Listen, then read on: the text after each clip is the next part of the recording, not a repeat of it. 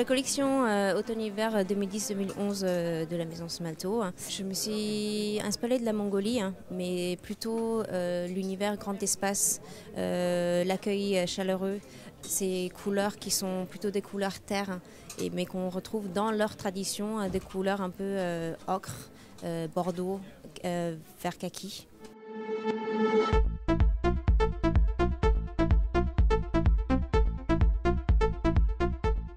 C'est pareil, on est revenu un tout petit peu sur le pointu, mais avec une semelle très plate et surtout cette nouvelle bottine entre guillemets en suédine qui est très souple et où on peut mettre effectivement le pantalon à l'intérieur pour donner un côté un peu plus mode.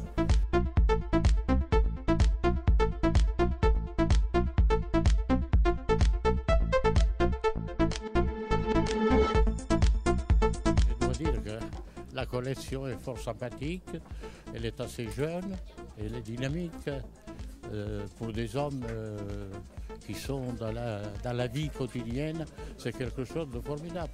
Nous sommes dans des couleurs sobres et pas dans des couleurs vives. Et les hommes aiment ça.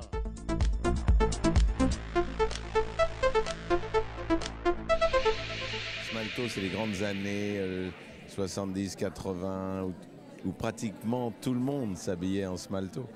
Et maintenant, il y a c'est un peu revival et c'est vachement bien, j'aime beaucoup ça. Puis bon, j'ai toujours trouvé qu'il y avait du talent, quoi. Quand il y a du talent, de l'esthétique, pour les hommes, vous savez, c'est pas facile de s'habiller.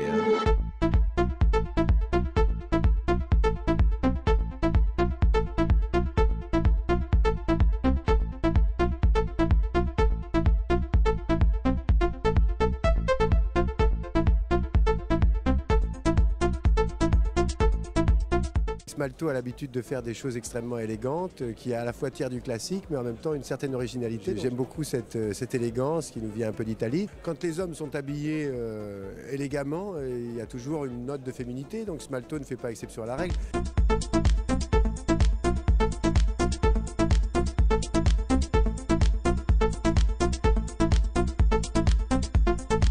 C'est Francesco Smalto qui m'a fait mon costume de mariage, donc j'ai toujours un petit cœur pour ça. Et le fait qu'une jeune femme fasse une collection d'hommes, je trouve ça, voilà, ouais, je parle de Yule, donc je trouve ça formidable, étonnant et très sympathique.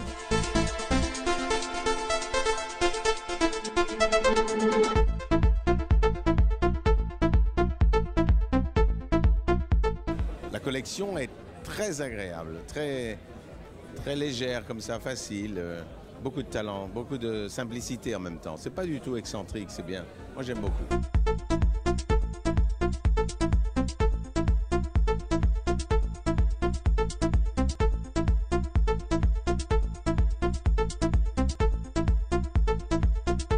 The haute couture for Smalto is still present and we still work on it. Like we have an atelier in Paris, we fabric everything in Paris, so it's still quite important.